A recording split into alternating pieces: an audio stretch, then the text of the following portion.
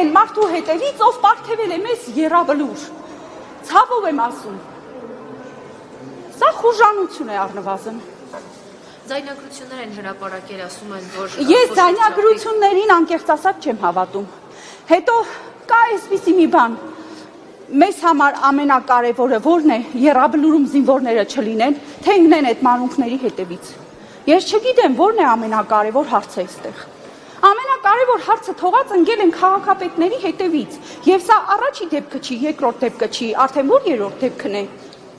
Ասում կոռուպցիան պետք է արմատախիլ արվի։ Կոռուպցիան առաջին հերթին պետք է արմատախիլ անել Նիկոլ Փաշինյանի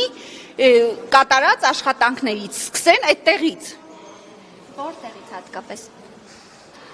Դուք ինձանից շատ լավ գիտեք որտեղից։ Եկեք այդ մասին չխոսենք, դուք լրագրողներ եք, ինձանից ավելի լավ գիտեք, որտեղից պետք է սկսել։ Բայց որ պետք է սկսել անձամբ Նիկոլ Փաշինյանից, պահանջել արդարությունը հենց իրենից, որ հողերը հանձնում է, հիմա էլ Հայաստանն է հանձնելու,